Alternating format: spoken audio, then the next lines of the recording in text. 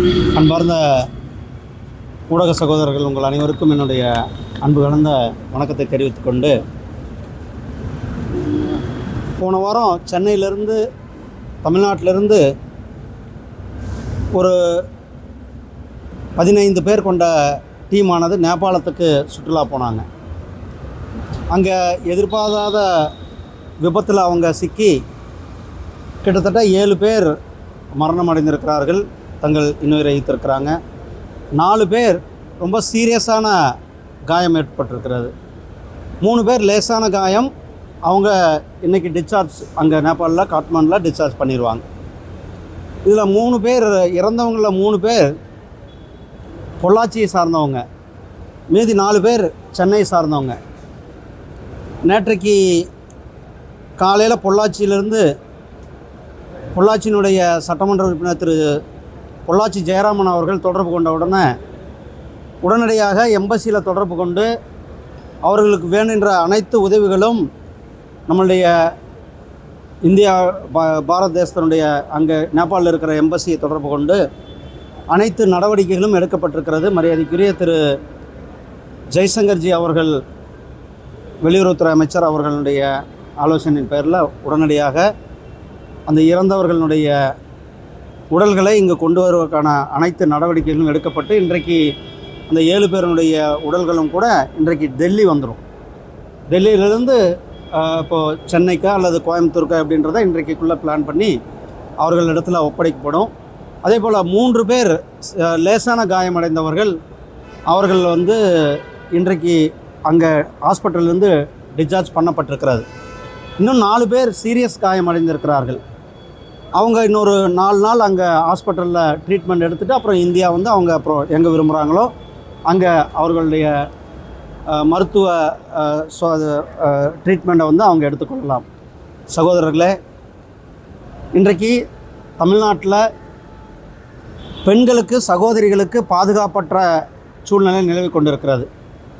தேசிய ஜனநாயக கூட்டணி சார்பில் இன்றைக்கு தமிழகத்தினுடைய அனைத்து மாவட்ட தலைநகர்களும் மிகப்பெரிய அளவில் பிரம்மாண்டமான ஆர்ப்பாட்டங்கள் நடந்திருக்கிறது.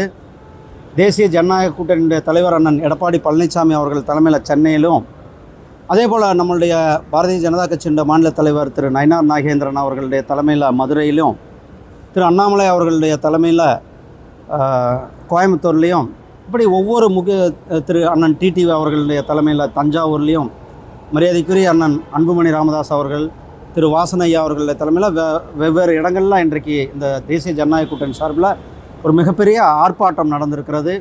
பெண்களினுடைய பாதுகாப்பை வலியுறுத்த வேண்டும்.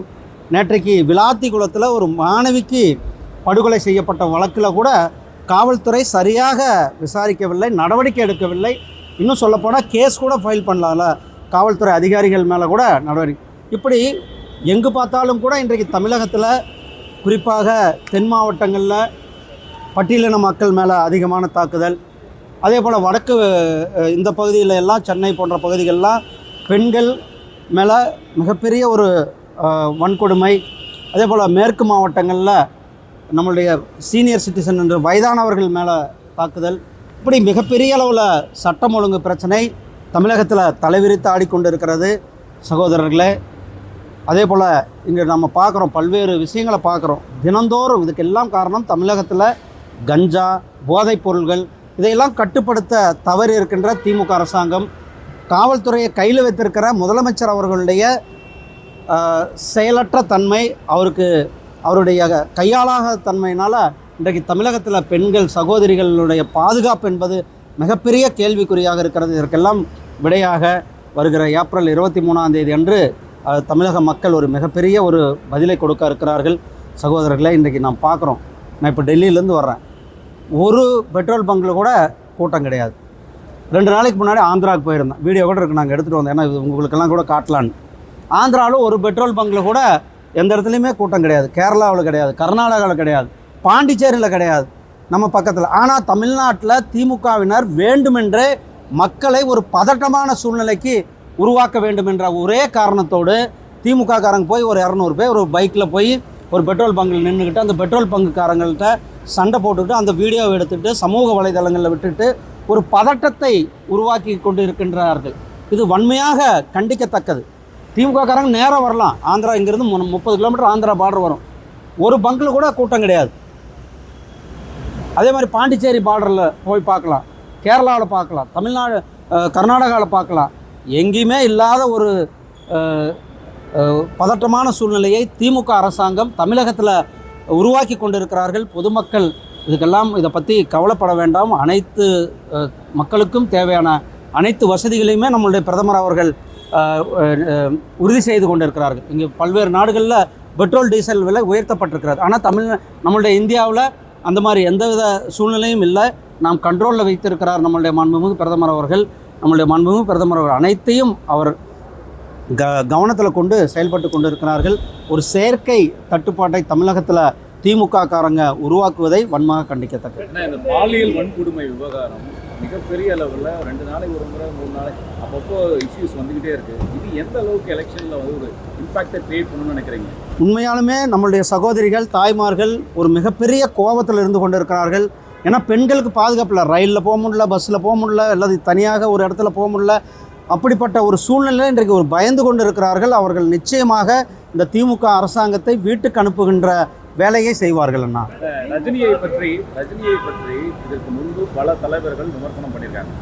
ஆனால் அப்போதெல்லாம் எதிர்வினை ஆற்றாத திரு ரஜினிகாந்த் யாதவ் அர்ஜுனாவுடைய ஒரு கருத்துக்கு வந்து கடுமையாக இன்னைக்கு பார்த்து அறிக்கை விட்டுருக்காரு. இது எப்படி பார்க்க? ஆனால் இது வந்து அவருடைய இன்டெகிரிட்டி மேலே அவர் வந்து தொடுத்திருக்கின்ற ஒரு கோபம் யாராலையும் கூட அதை பொறுத்து கொண்டு இருக்க முடியாது.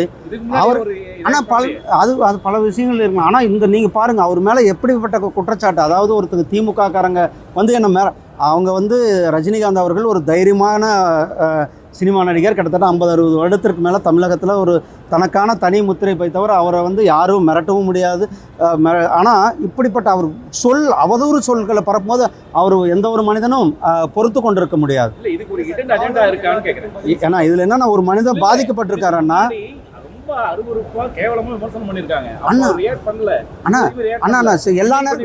எல்லா நேரமுமே ரியாக்ட் பண்ணாம இருப்பாரா என்ன? எல்லாரும் அவருக்கும் சுயமரியாதை இருக்குல்ல. தன்னுடைய சுயமரியாதை பாதிக்கிற நேரத்தில் அவர் வந்து தன்னுடைய ஆதங்கத்தை வெளியில படுத்துவது முறையான ஒன்றுதான். அது அவர் சொல்லியிருக்கிறாரு, அறிக்கை சொல்லியிருக்கிறார். அவர் பாதிக்கப்பட்டிருக்கிறார். அவருடைய பாதிப்பு அவருக்கு நியாயம் கிடைக்க வேண்டும் என்பதில் தான் நாங்கள் எல்லாரும் தேசிய ஜனநாயக கூட்டணி அவர்கள் பின்னால் நிற்கின்றோம். அதனால தான் நாங்கள் எல்லாம் வன்மையாக அதை கண்டித்திருக்கின்றோம்.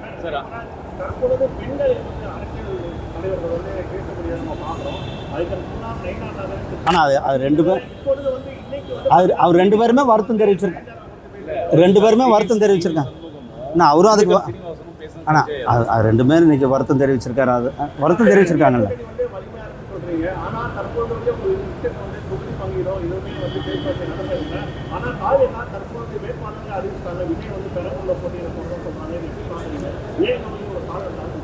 காலதாமதம் எங்கேயுமே கிடையாதுன்னா எங்களுடைய தேசிய ஜனநாயக கூட்டணி தான் மிக வேகமான கூட்டணியாக, பலம் பொருந்திய கூட்டணியாக போய் கொண்டிருக்கின்றோம். எல்லா விஷயங்களும் தினமும் நம்ம மீடியா கொடுக்க முடியாது. உள்ளே நடக்க வேண்டிய வேலைகள் நடந்து கொண்டு தான் இருக்கிறது. எங்களுடைய தேசிய தலைவர்கள் எங்களுடைய மரியாதைக்குரிய அண்ணன் எடப்பாடி அவர்களோட பேசி கொண்டு இருக்கிறார்கள். இப்போ காங்கிரஸும் திமுகவும் என்ன ஏதோ ஒரு கழுத்து மேலே கத்தி வச்ச மாதிரி தான் அந்த கூட்டணியை வந்து இது பண்ணாங்க. நாங்கள் அப்படி கிடையாது. எங்கள் கூட்டணி அனைவரும் இணைந்து செயல்பட்டுகின்ற கூட்டணியாக எங்கள் கூட்டணி இருந்து கொண்டிருக்கிறோம். ஆனால் அது எல்லாமே சொல்லுவாங்கண்ணா.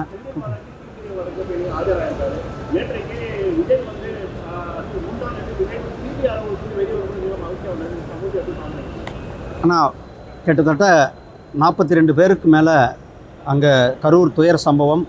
அந்த துயர சம்பவத்தில் பாதிக்கப்பட்டவர்களுக்கு நீதி கிடைக்க வேண்டும். அதுதான் சிபிஐ அவர்கள் வழக்கை விசாரித்து கொண்டு இருக்கிறார்கள்.